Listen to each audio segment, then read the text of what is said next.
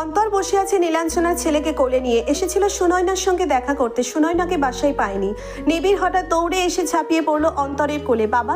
প্রথমে অন্তর বেশ অবাক হয়ে গেল, তারপর নিবিড়কে কোলে তুলে নিল। নীলাঞ্জনা বলল, সরি, কিছু মনে করবেন না। আসলে নিবিড় মাঝে মধ্যেই যাকে তাকে বাবা ডাকতে শুরু করে।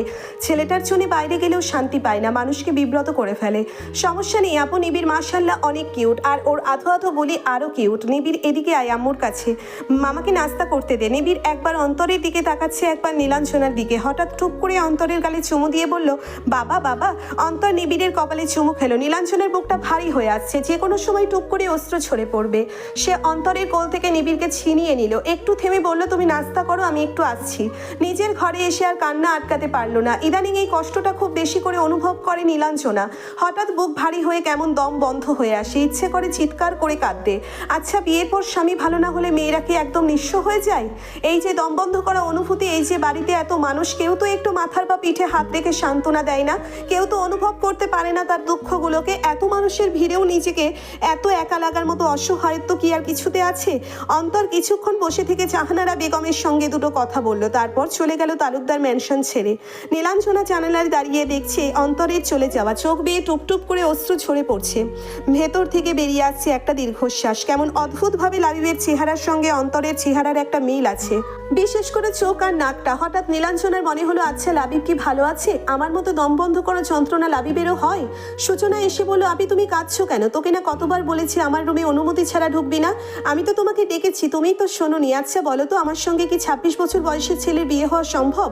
নীলাঞ্জনা রাগী চোখে সূচনার দিকে তাকিয়ে বলল, সূচনা আর একটা উল্টোপাল্টা কথা বলে মায়ের লাগাবো, যা নিজের রুমে যা। থাপ্পড় খেতে না চাইলে আমার চোখের সামনে থেকে সর। সূচনা রুম থেকে বেরোতে বেরোতে বলল, চিন্তা কইরো না জাঙ্কুক, আমি শুধু তোমার। ভালোবাসা থাকলে বয়স কোনো ম্যাটার করে না। সূচনা শুধু তোমার, আর একটু বড় হয়েই আমি তোমার কাছে চলে আসব। হাত ছাড়ুন, আমাকে স্পর্শ করার সাহস কে দিয়েছে আপনাকে? আল্লাহ তোয়ালার কালাম পড়ে কবুল বলে তোমাকে বিয়ে করেছি। বিশ্বাস করো, মাত্র একটা চুমু খেয়ে সরে যাব।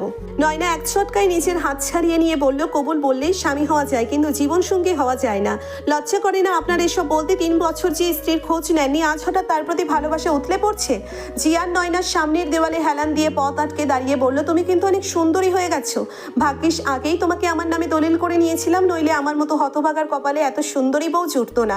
আচ্ছা, তুমি তো প্রেম করার সুযোগই পাওনি, মানে প্রেম করার আগেই তো আমার অর্ধাঙ্গিনী হয়ে গেছো। চলো প্রেম করি সুন্দরী। আমি রোড সাইড সিনিয়র রোমিও, আর তুমি প্রিটি লিটল বেবি, মানে ভার্সিটির জুনিয়র। নয়না কড়া স্বরে বললে, এসব আপনাকে একদম মানাচ্ছে না, জোকার মনে হচ্ছে। আর হ্যাঁ, তখন সুযোগ পাইনি মানে এই না যে সুযোগ চিরতরে চলে গেছে। দর্শক যদি হয় আমার বউ, আমি তো মিস্টার বিন হতেও রাজি। তোমার প্রেম করার সুযোগ শুধু চলে যায়নি, একদম নিষিদ্ধ হয়ে গেছে। সামনে থেকে সরে দাঁড়ান। সরে দাঁড়াবো বলে তো সামনে এসে দাঁড়ায়নি বাটার মাশরুম। নয়না নিজের ফোন বের করলো, মোবাইলে কিছু একটা টাইপ করে জিয়াদের দিকে তাকিয়ে বলল, আপনি কি সত্যিই মনে করেন শুধু দলিলের জোরে আমাকে ভয় দেখাতে পারবেন? আরে সরে দাঁড়াননি ঠিকই, কিন্তু অনেক আগেই ছেড়ে গেছেন মিস্টার চৌধুরী। জিয়ান এক হাতে দেওয়াল ধরে অন্য হাত হালকা করে নয়নার কাঁধে রেখে বলল, ভয় না নয়না, আমি চাই শুধু তুমি আমাকে একটা শেষ সুযোগ দাও। আমি নিজের ভুলটা সংশোধন করতে চাই, আর এতদিন ধরে যে দূরত্বটা আমাদের মধ্যে ছিল তার কখনো হবে না, কথা দিচ্ছি তোমাকে। নয়না চোখ বড় করে বলল, 3 বছর? আপনি কি এই 3 বছর আমাকে ফিরিয়ে দিতে পারবেন? ফিরিয়ে দিতে পারবেন আমার সন্তানকে, যে এই পৃথিবীর আলো দেখার আগে বিদায় নিয়েছে? জিয়ান হঠাৎ নয়নাকে জড়িয়ে ধরে একদম নিজের বুকে মিশিয়ে নিল। নয়না কাঁদছে। নয়নার চোখের জলে জিয়ানের শার্ট ভিজে যাচ্ছে। জিয়ানের চোখের কোণেও জমা হয়েছে নোনা জল। টপ করে তা ঝরে পড়ল নয়নার পিঠে। নয়না জিয়ানকে শক্ত করে জড়িয়ে ধরে উচ্চস্বরে কাঁদতে লাগলো। কিছুক্ষণ পর জিয়ানের বাহু থেকে ছুটে আসার চেষ্টা করলো। জিয়ান আরো শক্ত করে ধরে রাখার চেষ্টা করছে নয়নাকে। জিয়ানের শক্তির সাথে না পেরে নয়না তার ঘাড়ে দাঁত বসিয়ে দিল। জিয়ান চুপচাপ আঘাত সহ্য করে নিল। মনে হচ্ছে রক্ত বেরিয়ে গেছে জায়গাটা থেকে, তবুও নয়না দাঁত সরাচ্ছে না। জিয়ান মৃদুস্বরে বলল, আমি তোমার অপরাধী, তোমার হাতে মৃত্যু হলেও আমি তো মাথা পেতে নেব। নয়না নিজের শরীরের সমস্ত শক্তি দিয়ে জিয়ানকে ধাক্কা দিল। তাল না সামলাতে পেরে জিয়ান টেবিলের কোণে বাড়ি খেলো। পা কেটে রক্ত বের হয়ে গেল। নয়না জিয়ানের দিকে আঙ্গুল তুলে বলল, এসব লুতুপুতু প্রেম মন গলানোর বয়স আমার নেই। আমি আমার বয়সের চেয়ে অনেক বেশি অভিজ্ঞতা সম্পন্ন।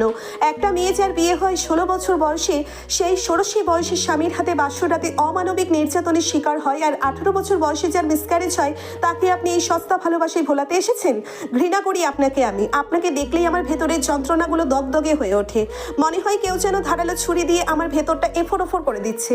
প্লিজ আমার জীবন থেকে চলে যান, আমাকে আমার মতো ভালো থাকতে দিন। এসব সস্তা ভালোবাসা আমার চাই না, না আপনি না আপনার ভালোবাসা, আমার কোনোটারই দরকার নেই। দয়া করুন আমার প্রতি। চিয়ান পা টেনে সামনে এগিয়ে এসে নয়নার পায়ের কাছে বসে পড়লো। নয়নার পা দুটো জড়িয়ে ধরে বলল, আমার উপর একটু রকম করো নয়না, এত নিষ্ঠুর হইও না। আমি জানি আমি তোমার সাথে অনেক অন্যায় করেছি, কিন্তু বিশ্বাস করো আমার মায়ের ঋণের কাছে আমি অপারগ হয়ে পড়েছিলাম। আমার মস্তিষ্ক কাজ করছিল না, আমি কি করব বুঝতে পারছিলাম না। একবার মনে হতো তুমি যদি কোর্টে না যাও তাহলে কি হয়, আবার মনে হতো তুমিই সঠিক। এই মুহূর্তে নিজেকে পাগল পাগল লাগছিল। আমি নিজের উপর রাগ করে চলে গিয়েছিলাম, কিন্তু বিশ্বাস করো এক মুহূর্তের জন্যও ভালো থাকতে পারিনি। নয়না নিজের পা দুটো ছাড়িয়ে নিয়ে রুমে ঢুকে ভেতর থেকে দরজা বন্ধ করে দিয়ে বলল, আমাকে বিরক্ত করলে আমি ভুলভাল কিছু করে বসবো। জিয়ান দরজার বাইরে হেলান দিয়ে কাঁদছে, নয়না দরজার ভেতরে হেলান দিয়ে কাঁদছে। এই দরজাটা যেন দুজন ভালোবাসার মানুষের মাঝে দেওয়াল হয়ে দাঁড়িয়ে আছে, যেন এই দেওয়াল পার হলেই দুজন মানুষ একে অপরের মাঝে মিশে যেত সব মান অভিমান ভুলে। শাইনা ওদিকে যেতে চাইলে অনিকেত শাইনার হাত ধরে রেখে বলল, ওদেরকে স্পেস দাও, নিজেদের মধ্যে জমে থাকা কথাগুলো একে অপরকে শোনার সুযোগ দরকার। আমরা চাইলেও এই সমস্যার সমাধান করতে পারবো না, এর সমাধান ওদের দুজনকেই করতে হবে। হয়তো সব ঠিক হয়ে যাবে, নয়তো চিরদিনের জন্য ওদের রাস্তা আলাদা হয়ে যাবে। শাইনা অনিকেতের হাতটা শক্ত করে ধরে বলল, মহান রব্বুল আলমিনের কাছে হাজার হাজার শুকরিয়া, উনি তোমাকে আমার জীবন সঙ্গী করেছেন। তোমার মতো বর পাওয়া সৌভাগ্যের ব্যাপার, আর আমি সেই সৌভাগ্যবতী। অনিকেত শাইনাকে কোলে তুলে নিয়ে নাকে নাক ঘষে বলল, ওরে আমার সৌভাগ্যবতী, আসো তোমাকে ভালোবাসার চাদরে আড়াল করে দিই।